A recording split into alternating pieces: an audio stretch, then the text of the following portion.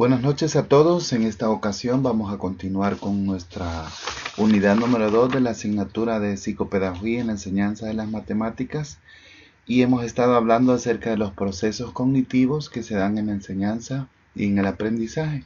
Ahora vamos a tratar la segunda parte que habla sobre los procesos mentales superiores. Así de que nos basaremos en los documentos proporcionados para esta asignatura, específicamente los documentos 2 y 3. Entonces, cuando hablamos de procesos mentales superiores cognitivos, nos preguntamos toda esa información que decíamos que nosotros la podemos percibir por nuestros sentidos, ya sea por la vista, por la lectura, por el tacto. Entonces, ¿qué hacemos con toda esa información recibida desde el medio exterior hacia nosotros?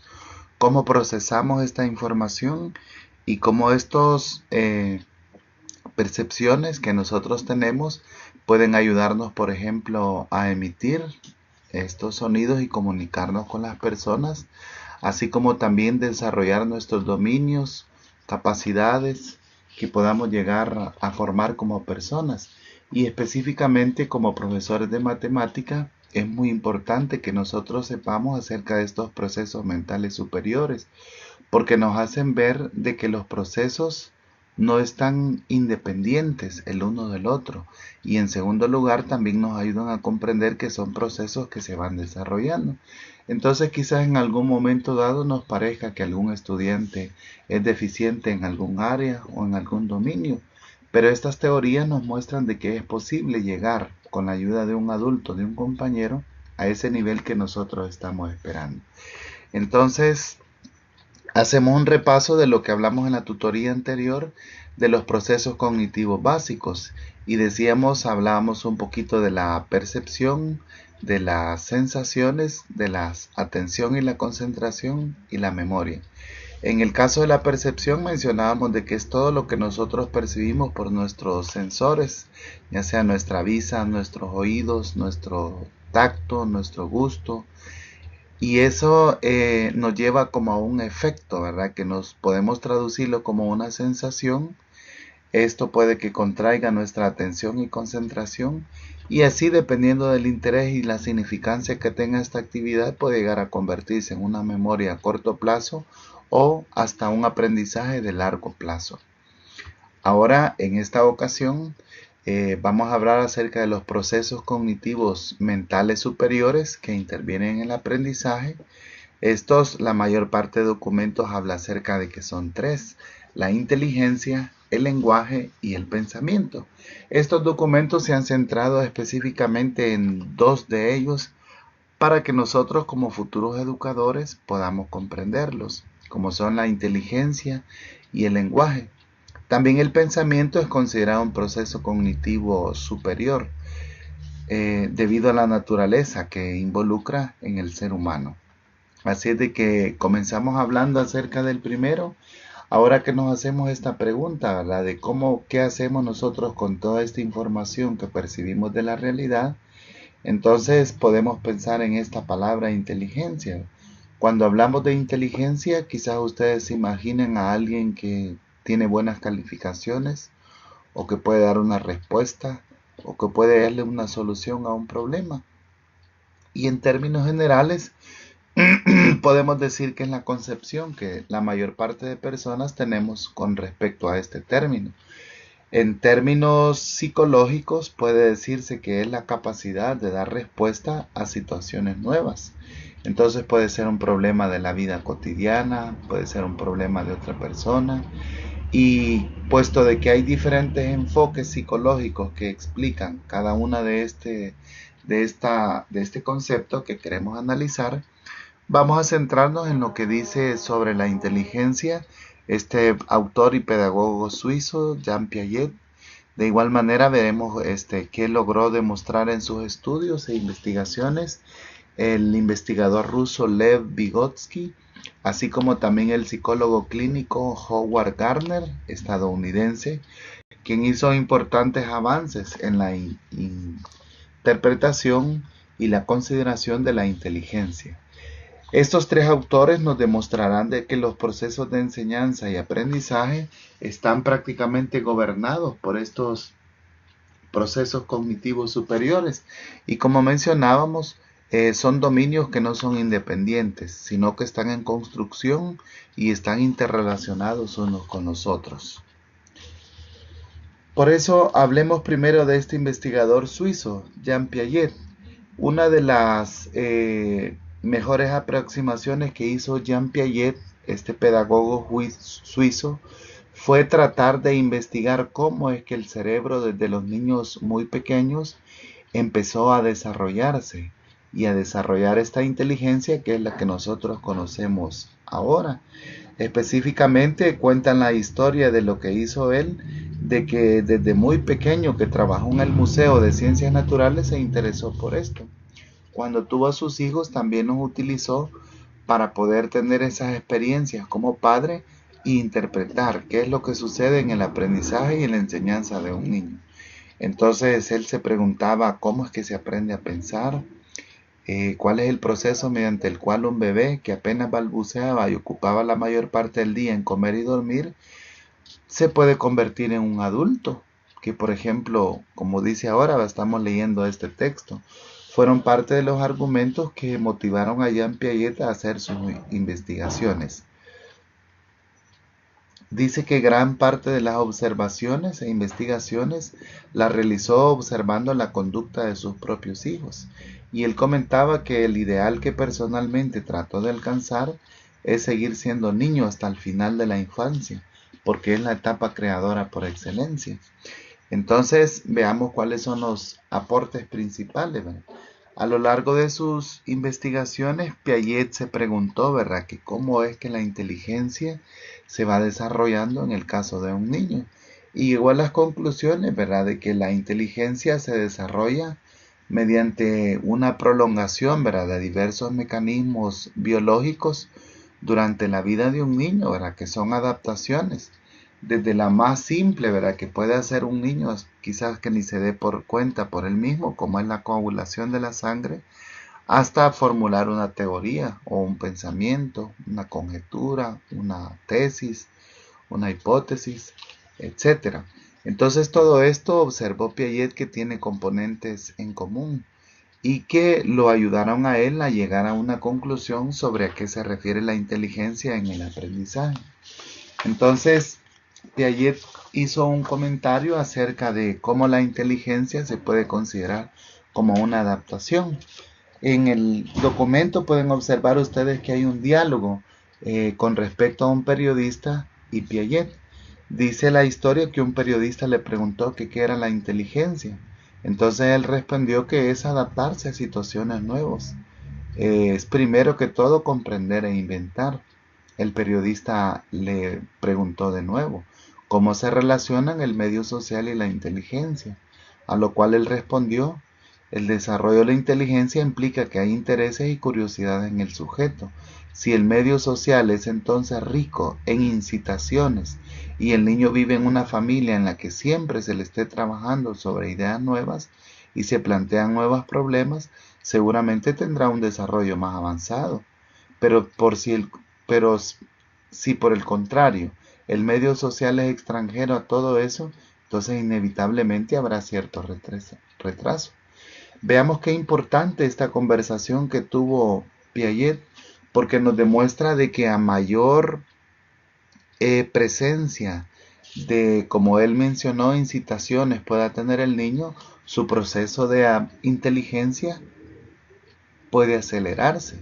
Esto nos motiva que como maestros de escuela pública y de enseñanza de matemáticas podamos tener esas actividades incitantes en los niños para que puedan adaptarse a esta nueva inteligencia. En conclusión, podemos decir que Piaget consideró la inteligencia como una adaptación, como un medio de equilibrio, como él dijo, a situaciones nuevas. Y cuando se está adaptado a estas situaciones nuevas, la asimilación es la incorporación de los objetos al interior del sujeto y la acomodación es el reajuste que debe hacerse para aceptar el sujeto incorporado. Por ejemplo, quizás ustedes como estudiantes puedan notar que uno a veces se acostumbra cuando esté estudiando matemática, al álgebra, quizás por las leyes o por lo mecánico que esta asignatura pueda presentar. Cuando nos enfrentan a nuevas situaciones de aprendizaje como la geometría o el cálculo, por ejemplo, entonces hay que adaptarse a una nueva situación y una asimilación. Eso es inteligencia, porque esos estados de equilibrio de adaptación progresivamente, dijo Piaget, que se van a hacer más estables para aprender.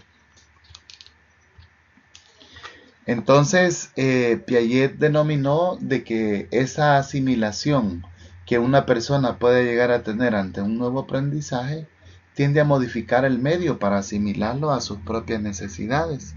Y por acomodación se denomina la transformación del organismo o las personas para poder ambientarse, podríamos decir, o acomodarse a esta nueva situación.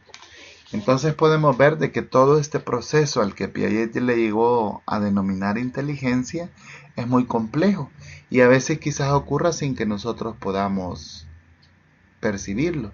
En el caso de cuando tenemos alumnos en aprendizaje de matemáticas, los sometemos a nuevas actividades retantes para que puedan establecerse. Algunos las logran superar, otros no. Como veremos más adelante, el periodo de madurez no está directamente ligado con la edad de una persona, porque puede que una persona avance en edad, pero su inteligencia no esté pasando por estas etapas a las que Piaget le logró asimilación y acomodación. Entonces, en el segundo documento, que se llama El papel de la escuela en el desarrollo de los procesos cognitivos, menciona de que Piaget hizo importantes avances en lo que tiene que ver con el desarrollo cognitivo y los procesos mentales superiores. Él se interesó específicamente por estudiar la cognición humana y ver cómo particularmente los seres humanos podemos llegar a ser propio de nosotros ese conocimiento científico. Esto lo llevó a interesarse específicamente a él por la inteligencia. Y esto tiene que ver, según los aportes que él hizo, con la maduración del sistema nervioso, que determina hasta cierto punto qué cosas son posibles o imposibles para un nivel dado. Por ejemplo, a qué edad se puede aprender a clasificar figuras geométricas, a aplicar propiedades de pensamiento abstracto, por ejemplo, ¿verdad? Y entonces esto es lo que Piaget hizo un aporte muy significativo porque nos mencionó qué va aprendiendo una persona de acuerdo a la edad cronológica que va teniendo. Por eso Piaget, el aporte más significativo que él tiene son los conocidos como los estadios de inteligencia. Podemos ver una ilustración muy bonita en el material que muestra cómo un niño está desde que está de brazos, ¿verdad? Gateando quizás, hasta que llega a una edad de unos 14 meses donde ya empieza a caminar y a subir gradas. Entonces este tiempo, que realmente es muy corto, es uno de los periodos más significativos que Piaget logró distinguir en la etapa del ser humano. Él llegó a distinguir tres etapas muy importantes. El periodo sensorio-motor, que va de los 0 a los 2 años. También el periodo de operaciones concretas, que va de los 2 hasta los 10 u 11 años, y el periodo de las operaciones abstractas o formales, que va de los 11 a los 14 años. Los estadios más importantes que logró destacar, antes de entrar en mayor detalle con ellos, es que, por ejemplo, en el estadio sensoriomotor de los niños, desde su nacimiento hasta los 2 años, hay un control motor y aprendizaje acerca de los objetos físicos. Específicamente, los niños quieren manipular. Una característica importante del periodo de las operaciones concretos es el desarrollo de habilidades verbales. Muchos niños es su fuerte para desarrollar este componente del lenguaje y también comenzar en ese camino de las operaciones abstractas. Finalmente, una característica importante del periodo de las operaciones abstractas y formales es que un niño o niña de estas edades puede empezar a desarrollar sus habilidades sistemáticas y lógicas del razonamiento. Por ejemplo, establecer una discusión, o presentar una tesis o un argumento de algo. Claro está, ¿verdad? No quiere decir que estos estadios son fijos y se van a dar conforme el transcurso de los años, sino que puede ser que alguna persona tarde más o menos tiempo en pasar de un estadio al otro. Entonces, si hablamos de la primera etapa del periodo sensorio-motor, podemos destacar, ¿verdad?, de que en este periodo un bebé, por ejemplo, se va a caracterizar por conductas reflejas y simples, ¿verdad? ¿Cuáles son estas? En la figura nos muestra, por ejemplo, los movimientos, la forma como agarra la mano de su madre o de su padre, por ejemplo, la marcha, el reflejo de gateo. Todo estas son muestras de inteligencia que se manifiestan sin necesidad de un lenguaje. Él lo llamó como una inteligencia práctica y sobre todo él destacó, ¿verdad?, por la vivencia que tuvo con sus hijos Piaget, de que es un desarrollo mental extraordinario como en ninguna otra etapa que tiene un niño. Entonces es una de las etapas que necesita mayor atención y mayor cuidado de parte de los padres. Él dijo de que en un comentario, el periodo que va desde el nacimiento a la adquisición del lenguaje está marcado por un desarrollo mental extraordinario.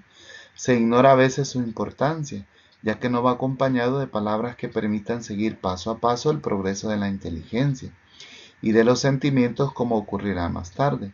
No por ello es menos decisivo que para toda la evolución psíquica ulterior.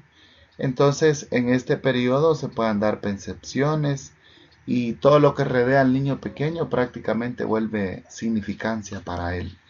Entonces, como maestros y padres de familia podemos tomar muy en cuenta este aporte que hizo Piaget a las etapas de aprendizaje, en este caso la inteligencia. El siguiente estadio que distinguió Piaget es el de las operaciones concretas. En este caso, él distinguió dos subperiodos, ¿verdad? Uno, el preoperatorio, que puede ir desde los 2 hasta los 7 años. Este se caracteriza por el desarrollo de habilidades verbales, por tener una riqueza de lenguaje. Quizás ustedes, por ejemplo, han observado que los niños aprenden mucho de las caricaturas y el lenguaje que en estas se encuentra. Las palabras, el tutear, hablar de relaciones es muy común en los niños. Y el otro periodo es el operatorio, que va de los 8 a los 11 años. Este se caracteriza por el inicio del asentamiento de conceptos abstractos. Entonces es cuando los niños pueden empezar en este aprendizaje ya de conceptos específicamente, ¿verdad? Este niño ya es capaz de formarse imágenes mentales, ¿verdad? Cuando hablamos de un objeto. Por ejemplo, de un niño de 8 años puede comentarnos de un juego, de un juguete que él quisiera tener, o de un viaje o una actividad, ¿verdad?, que ellos puedan tener. Dice que según Piaget, en la segunda etapa dice que ya se va preparando el pensamiento lógico. Y en ambas etapas entonces es que es muy importante que hayan esos estimulantes que puedan empezar a formar ese pensamiento y esa secuencia de puntos de vista que puede llegar a tener este niño en cualquiera de las dos etapas. De manera similar también podemos mencionar de que el otro estadio del que habló Piaget es el de las operaciones formales, que va desde los 11 hasta los 14 años. Esto vale mencionar, como ya lo hemos dicho en este pequeño tutorial, de que las influencias del medio social y cultural determinadas por condiciones que tiene cada persona no determinan que alguien específicamente a los 11 años ya esté en este periodo. Puede que algunos se tarden más, otros menos. Incluso algunas personas no van a llegar a este periodo o estadio de las operaciones formales. En general, un niño de 11 años comienza a razonar de forma independiente y también esos razonamientos pueden ser sobre ideas abstractas y suposiciones. Entonces es muy común que los niños, por ejemplo, quieran contrariar a un adulto o necesiten una explicación del por qué están haciendo algo. También es posible que ellos ya tengan ese razonamiento hipotético deductivo en una conversación o en el enfrentamiento que tengan con un adulto. Pueden construir hipótesis, sacar conclusiones de alguna actividad. Y en términos generales, la adolescencia se caracteriza por ser un aprendizaje autónomo. Por ejemplo, en el folleto muestra de que el aumento de la capacidad intelectual lleva a elaborar principios éticos, filosóficos y sociales, por lo cual el mundo conceptual comienza a poblarse de teorías sobre su futuro. Esto quiere decir que un adolescente que ha llegado a las operaciones formales tiene un mayor criterio y el profesor va a esforzarse por presentar mejores argumentos para poderlos seducir, digamos, a aprender o a hacer alguna actividad que en el ambiente escolar se le esté mostrando. Entonces, ¿por qué es importante que un profesor reconozca estas etapas y estadios? Porque nos estimula a los maestros, especialmente de matemáticas, a comprender cómo tenemos que llevar ese aprendizaje, esa enseñanza, dependiendo de las edades. No nos sorprendería que, por ejemplo, en tercer ciclo algunos alumnos no hayan llegado a este razonamiento abstracto y lógico que nosotros necesitamos. Entonces puede ser que la mayoría de ellos necesiten empezar por aprendizaje y por estimulantes concretos en el aprendizaje de la matemática.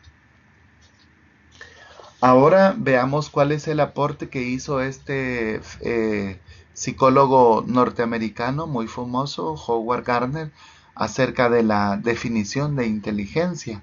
Él habló acerca de modalidades, de dominios, de competencias y de utilidades potenciales que pueden existir en una persona. Y entonces llegó a la conclusión de que era necesario como poder definir modalidades de funcionamiento mediante las cuales la inteligencia se puede expresar. El comentario personal de él dijo que las mentes se especializan para dedicarse a las formas verbales, matemáticas o espaciales de elaboración de estímulos, basándose en los medios simbólicos proporcionados por las culturas. Esto quiere decir de que, aunque es un poco difícil definir la palabra inteligencia, podemos observar que tiene sus manifestaciones en diversos ámbitos, evidenciados por la humanidad, claro está, en su actividad. Entonces, así él habló, como repetimos, de modalidades, de dominios, de competencias y de utilidades personales que puede llegar a tener una persona. Por ejemplo, esto lo hizo a él ver la necesidad de poder clasificar y distintas inteligencias y múltiples. Las siguientes. Una de ellas la inteligencia lingüística y es una capacidad que tiene una persona de poder expresar sus ideas y comunicarse de una manera clara y muy distinguida y darse a comprender fácilmente ante los demás. Esto lo podemos observar en narradores, políticos, actores, escritores y profesores, o al menos idealmente eso pensamos. Entonces, esta inteligencia lingüística o capacidad de expresarse naturalmente y con mucho sentido y lógica es lo que Howard Gardner le llamó inteligencia lingüística. También él habló acerca de la inteligencia musical, que como bien ustedes ya conocen es una capacidad de reconocer y producir ritmos. Esta la podemos observar en compositores, intérpretes y técnicos de sonido, ¿verdad? Que tienen esta noción. De hecho, por ejemplo, algunos estudiantes en grados muy pequeños evidencian poder llevar un tono y un ritmo. Denota que tienen dominios y capacidades preconcebidas ya para estimular esta inteligencia, que Howard Gardner le llamó musical. También podemos hablar de una inteligencia lógica matemática, que ésta se refiere a la capacidad de poder establecer relaciones entre objetos, hacer enunciados y poderlo hacer de una manera muy rápida. Esta inteligencia la podemos observar en científicos, en matemáticos y en programadores. Usualmente, ¿verdad?, es asociado con inteligencia, pero como estamos viendo existen diferentes inteligencias múltiples. También podríamos comentar la inteligencia espacial y visual. Esta se refiere a la forma de manejarse en el mundo con respecto a objetos y reales y concretos. Por ejemplo, alguien que puede hacer un diseño o una decoración, ¿verdad? Como un arquitecto o un decorador o un escultor que puede imaginarse las formas y otorgárselas a un trozo de madera, de roca, de yeso, de cemento, tiene esta inteligencia espacial y visual. Podríamos también hablar de una inteligencia kinestésica. Esta se refiere, o sensorio-corporal, a la habilidad para emplear el cuerpo en forma muy diferenciada y habilidosa para propósitos expresivos y orientados a algún trabajo. Entonces podríamos hablar de un buen futbolista, de un buen basquetbolista, de alguien que tenga danza, que patine sobre el hielo, por ejemplo. Es un tipo de inteligencia que ellos pueden llegar a mencionar. También podríamos hablar de inteligencia interpersonal, que se refiere a la capacidad para poderse sobrellevar con otras personas y responder adecuadamente a motivaciones que puedan hacerlo. Esto es observado en líderes religiosos, políticos, docentes, terapeutas, padres y madres de familia.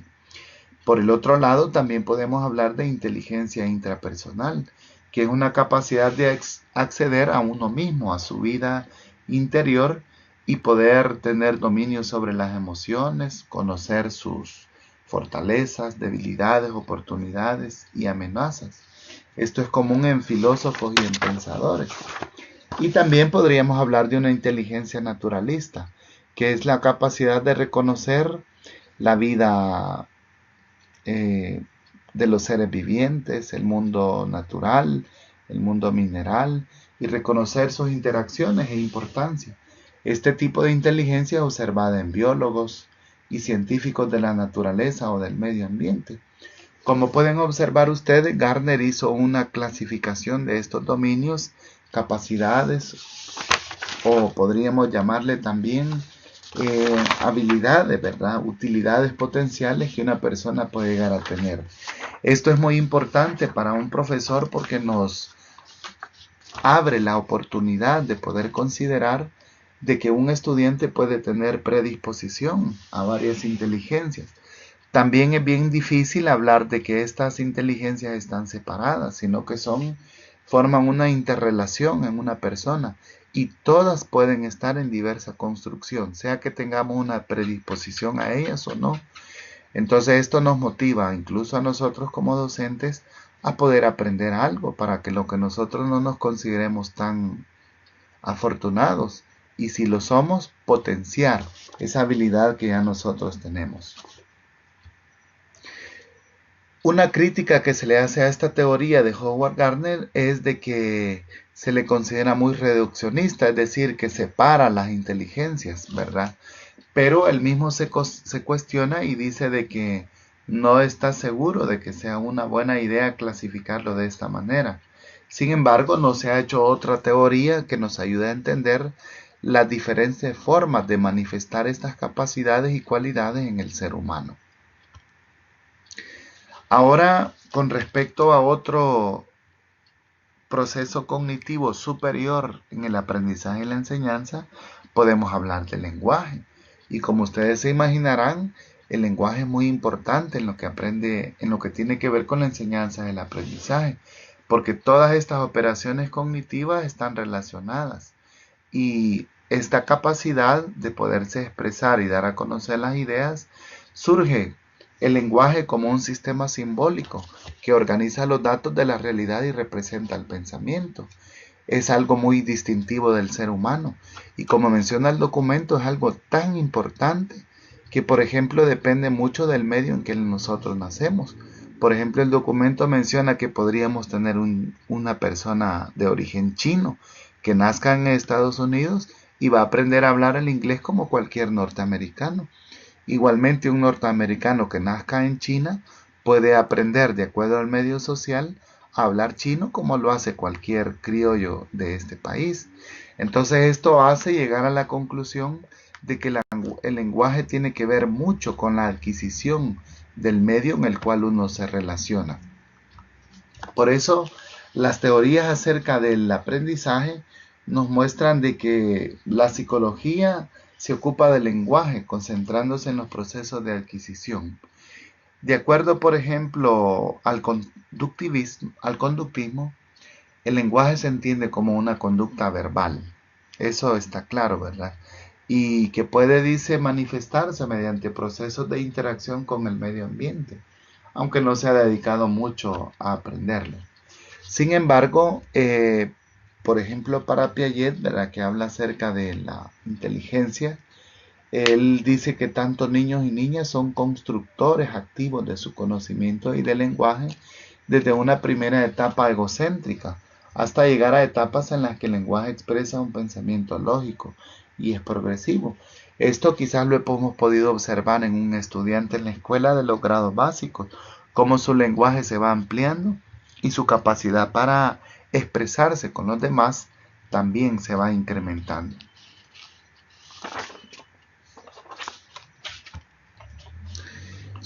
Con respecto a estas teorías sobre la adquisición del lenguaje, podemos comentar un detalle de que se ha hecho muchas de Vygotsky, de Brunner, de Chomsky, de Skinner. Este documento analiza la de Vygotsky y la de Chomsky. Sin embargo, una propuesta reciente es la del interaccionismo sociodiscursivo, que propone conocer la formación del pensamiento, sus relaciones con el lenguaje y el actuar humano a través del análisis de los textos y los discursos. El principal expositor de esta teoría, que tiene mucho sentido, es el investigador de Bélgica, Jean-Paul Broncard. Él ha establecido cuestiones muy polémicas acerca de la enseñanza de la lengua. Y lo que dice tiene mucho sentido, ¿verdad? Nuestro lenguaje, por ejemplo, como futuros docentes, se puede ampliar en la medida que nosotros nos expongamos, por ejemplo, al actuar humano, a las relaciones del lenguaje y la formación de pensamiento que podemos encontrar en algunos libros y textos o discursos que presenten otros investigadores. Vygotsky también hace sus aportes al lenguaje y lo destaca como un producto social. Dice que es una evidencia que se puede tener de la interacción que se tiene social con los padres y los niños y que el lenguaje precede al pensamiento. Esto es muy importante, ¿verdad? Porque el niño necesita palabras para poder pensar y el desarrollo de este lenguaje influye en el tipo de pensamiento que se logra. Por eso podemos observar, ¿verdad?, de que muchos niños que están expuestos, como decía Piaget, a actividades ricas en conocimiento y que los hagan crecer su intelectualidad, pueden tener mejor lenguaje y mejores pensamientos. Por el lado contrario, si un niño no se ve expuesto a esas situaciones retantes, entonces quizás a lo mejor su desarrollo de lenguaje e inteligencia sea más retardado que otros niños. En el segundo documento, Vygotsky habla acerca de hablar y la acción que está llevado a cabo y las relaciones que puedan existir entre estas. La diferencia con la postura de Piaget dice que el lenguaje se origina como medio de comunicación entre el niño y las personas que lo rodean. Solo luego de concentrarse en el lenguaje interno se transforma en función mental. Diferente a lo que mencionaba Piaget, ¿verdad? Que es una necesidad de poder interrelacionar con sus padres y con el medio que lo rodea. Algo muy significativo lo que nos puede enseñar es que es un producto de la interacción social, el lenguaje, y a mayor exposición tenga un niño a actividades innatas y que le puedan estimular, mayor será su crecimiento intelectual y de lenguaje que éste va a tener. Vygotsky hace un aporte muy importante.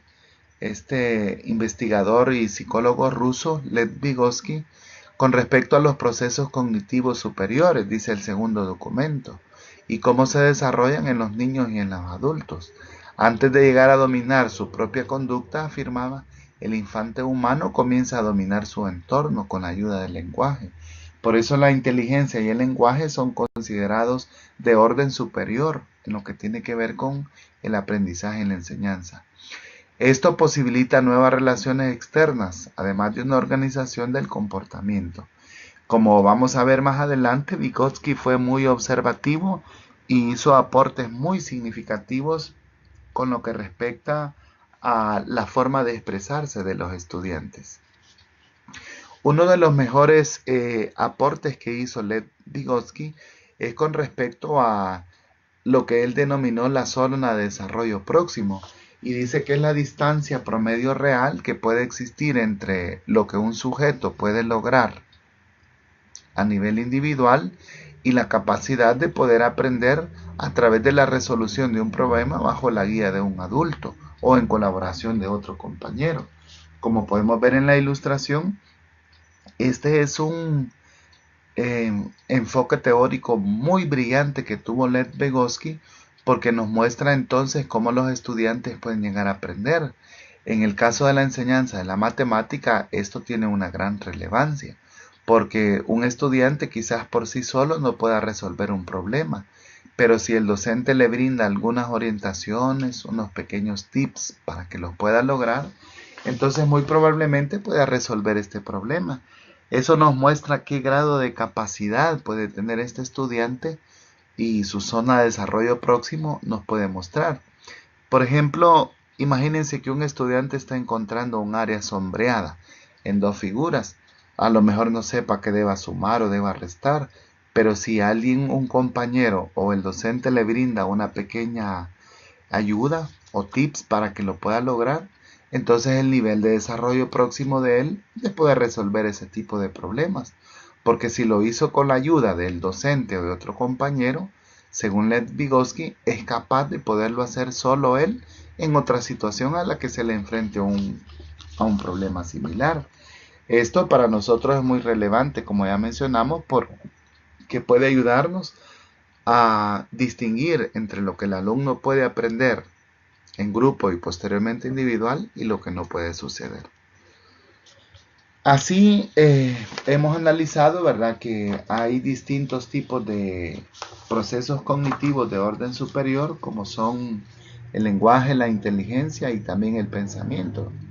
Vale destacar finalmente de que Chomsky analiza la disposición del lenguaje. Este autor, Noam Chomsky, es un lingüista norteamericano contemporáneo, y con relación al lenguaje afirma que el sistema nervioso central está programado biológicamente para que podamos emitir palabras y organizar el lenguaje de una forma errática e innovadora. Es como si cada uno de nosotros ya tuviéramos algo programado para que aprendamos el lenguaje y sepamos también cómo se va a pronunciar. Por ejemplo, él pone un ejemplo aquí, ¿verdad? La frase de qué color son los girasoles que pintó Vincent. Esa frase es correcta, todos la entendemos, pero ¿cómo llegamos a hacer esa articulación de palabras? Porque no hemos encontrado a un niño que diga, o un adolescente, que Vincent son girasoles de qué color pintó. No tiene sentido. Entonces pareciera que tenemos una predisposición a poder organizar nuestro lenguaje y aprender de acuerdo al medio de interacción. Entonces, de acuerdo al medio que nosotros nos hayamos desarrollado, así tendremos un lenguaje natal. Una persona que nace en Estados Unidos, por ejemplo, aprende el idioma inglés como un idioma criollo y principal. No importa si su nacionalidad es latina, italiano o de cualquier otro país. De manera similar, un niño que nazca en China va a aprender su idioma criollo como el chino si se le enseña y se les pone ese ambiente social, no importa si es americano o europeo. Va a aprender de acuerdo al desarrollo que va a tener socialmente.